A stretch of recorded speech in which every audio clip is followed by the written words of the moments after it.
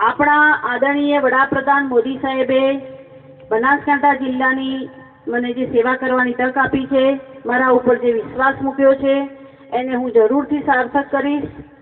અને 500 વર્ષના સંઘર્ષ બાદ લાખો લોકોના બલિદાન પછી મોદી સાહેબના નેતૃત્વમાં જે રામ મંદિરનું નિર્માણ થયું છે, એવા મોદી સાહેબની હું ઉમેદવાર છું.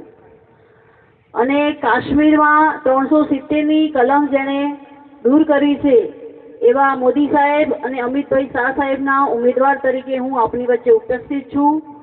એટલે મારે એમ કહેવું છે કે હું તો મોદી સાહેબની ઉમેદવાર છું, જ્યારે સામેના જે પક્ષના બેન છે એ રાહુલ ગાંધીના ઉમેદવાર છે.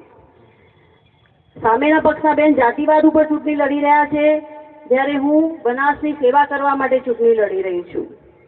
આપણા મોદી સાહેબના નેતૃત્વમાં છેલ્લા 10 વર્ષોમાં અનેક વિકાસની ગતિથી દેશ આગળ વધી રહ્યો છે. એમના નેતૃત્વમાં અનેક યોજનાઓનો ખૂબ વિકાસ થયો છે. અને આપણે રામ મંદિરની વાત કરીએ, એમ રામ મંદિરમાં એમણે પ્રાણ પ્રતિષ્ઠા કરી. એવા અનેક ધાર્મિક સ્થળો તમે જુઓ તો ઉજ્જૈનમાં મહાકાલેશ્વર કોરિડોરનો એમના નેતૃત્વમાં ખૂબ સારો વિકાસ થયો છે. એ જ રીતે કાશી વિશ્વનાથ મંદિરના કોરિડોરનો વિકાસ થયો છે. દ્વારકા નગરી જ્યાં દરિયામાં વર્ષો પહેલા ગરક થઈ ગઈ હતી, ત્યાં એમણે જઈને દર્શન કર્યા. આપણને પણ મીડિયાના માધ્યમથી દર્શન કરાવ્યા. અને કૃષ્ણ ભગવાનને જે પ્રિય છે એ મૂર્તિ જ એમણે ત્યાં જઈને ધરાવ્યા અને છેલ્લે યોગ પણ કર્યા.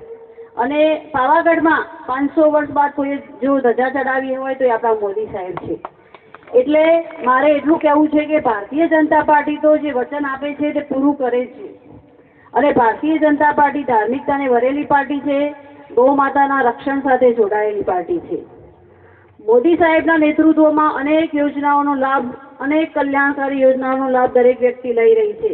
પછી તે ઉજ્જવલા યોજના હોય, શૌચાલય નિર્માણની યોજના હોય, સુકન્યા સમૃદ્ધિ યોજના હોય, નમો લક્ષ્મી યોજના હોય. પણ આ બધી યોજનાઓમાં જો કોઈ સૌથી મોટી યોજના છે તો પ્રધાનમંત્રી આયુષ્યમાન કાર્ડ યોજના. અહીંયા બેઠેલ દરેક વ્યક્તિ આયુષ્યમાન કાર્ડ કઢાવ્યું હશે, એમની જોડે હશે. અને આપણા ઘરમાં કોઈ વ્યક્તિ બીમાર પડે તો આપણે કોઈની આગળ લાચાર ના થવું પડે, કોઈની આગળ હાથ ના ફેલાવવો પડે. એના માટે આ યોજના બહુ અસરકારક છે.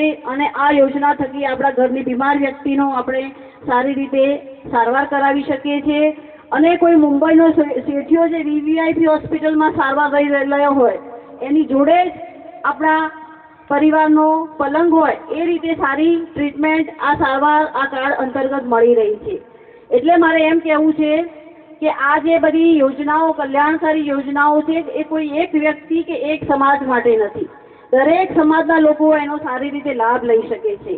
મારે તો 36 કોમના સમાજની ચિંતા કરવાની છે અને દરેક સમાજને સાથે લઈને ચાલવાનું છે.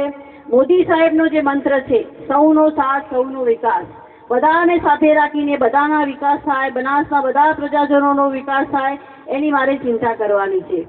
અને આપણા દિયોદરના ધારાસભ્ય શ્રી કેસાજી ચૌહાણ સાહેબના નેતૃત્વમાં પ્રજાજનોના અનેક પ્રશ્નોનો હલ આવી રહ્યો છે. જે મોટો પ્રશ્ન છે પાણીનો, તો એના માટે એ સખત મહેનત કરી રહ્યા છે અને એમાં બહુ વિકાસ થયો છે. અને એ આપણા વિસ્તારનો હજી વિકાસ થાય એવા જો તમે મને આશીર્વાદ આપશો, ત્યારે હું સંસદ સભ્ય બનીને એમાં હું જરૂરથી સહયોગી બનીશ. અને એ પ્રશ્નોનું નિરાકરણ આવે એવા મારા પ્રયત્નો જરૂરથી રહેશે. અને સેવા તો મારા સંસ્કારમાં જ છે. ગલબા કાકાએ પોતાના પરિવારનું ક્યારેય નથી વિચાર્યું. એમણે બનાસકાંઠા જિલ્લાના છેવાડાના દરેક સમાજનો પરિવાર આગળ આવે, આત્મનિર્ભર બને, એવું એમનું ધારવાનું હતું. માટે સેવા તો મારા સંસ્કારમાં જ છે. અને મહેનત કરવી એ તો મારા સ્વભાવ છે. માટે મહેનત કરવામાં આપણા પ્રજાજનોના કોઈ વ્યક્તિગત પ્રશ્નો હશે, કોઈ સામાજિક પ્રશ્નો હશે, તો એમાં બનાસની આપણી દીકરી બનીને હું આપના પડખે જરૂરથી ઊભી રહીશ. તમારા માટે જે પણ મહેનત કરવી પડશે, મહેનત કરવા માટે હું તૈયાર હોઈશ. અને જીત્યા પછી આપણે કાર્યાલયનો આરંભ કરીશું કે જેથી આપના પ્રશ્નો આર્ટિફિશિયલ ઇન્ટેલિજન્સ જેવી ટેકનોલોજીના માધ્યમથી મારા જોડે સરળતાથી પહોંચી શકે. અને એનું રિઝલ્ટ લાવવામાં, એનું નિરાકરણ લાવવામાં હું જરૂરથી પ્રયત્નશીલ રહીશ. અને આપણા સાહેબ કેસાજી સાહેબે હમણાં વાત કરી કે લોકશાહીમાં એક વોટની તાકાત કેટલી બધી હોય છે.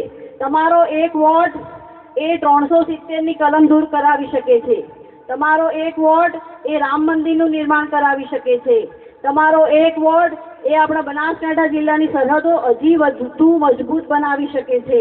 માટે મારી આપ સૌને વિનંતી છે કે આજે હું આપની સમક્ષ આપની બનાસની દીકરી તરીકે આશીર્વાદ લેવા માટે આવી છું અને આપણા અંબાજી માતાના પવિત્ર સ્થળે મને વિશ્વાસ છે કે આપ બધા મારી જોડે રહેશો, મને આશીર્વાદ આપશો, જરા પણ નિરાશ નહીં કરો અને આપણે 7મી મેના રોજ મતદાન કરીએ અને કરાવીએ અને આપણે મોદી સાહેબના હાથ મજબૂત કરવાના છે. હું તો માત્ર પ્રતીક છું. એમણે પ્રતિનિધિ તરીકે મને આપની વચ્ચે ઉપસ્થિત કરી છે. મોદી સાહેબને ત્રીજી વખત દેશના વડાપ્રધાન બનાવવાના છે અને મોદી સાહેબનું જે સંકલ્પ છે, આપણે આઝાદ થયાના જ્યારે 100 વર્ષ પૂરા થાય છે 2047માં, એટલે મોદી સાહેબનું જે સ્વપ્ન છે વિકસિત ભારત, એ વિકસિત ભારતની ગતિને હજી વધુ આગળ લઈ જવા માટે ફરીથી મોદી સાહેબને વડાપ્રધાન બનાવવા જરૂરી છે. એટલે 7મી મેના રોજ આપણે કમળ ઉપર બટન દબાવી અને મોદી સાહેબના હાથ બનાસકાંઠા વતી વધુ મજબૂત કરીએ. અને મારું તો સ્વપ્ન છે કે આપણું બનાસ હરિયાળું બનાસ, ત્યારે સ્કોર લીલીછમ બનાસ દેખાતી હોય એવું મારું સપનું છે. એટલે એના માટે જે પણ મહેનત કરવી પડશે એ આપ સૌની વચ્ચે હું ખાતરી આપું છું કે હું જરૂરથી મહેનત કરીશ. અને છેલ્લે મારે એટલી જ વાત કરવી છે કે વિકસિત બનાસ માટે, આત્મનિર્ભર બનાસ માટે, સશક્ત બનાસ માટે અને હરિયાળા બનાસ માટે આપણે 7મી મેના રોજ કમળનું બટન દબાવી અને બનાસકાંઠા વતી એક કમળ મોદી સાહેબને જરૂરથી અર્પણ કરીએ. આપણા માતાજીના ધામમાં અંબેમાં આપ સૌનું કલ્યાણ કરે એવી હું ભગવાનને પ્રાર્થના કરું છું. ભારત માતા કી જય. વંદે માતરમ. જય જય ગરવી ગુજરાત. જય જય ગરવી ગુજરાત.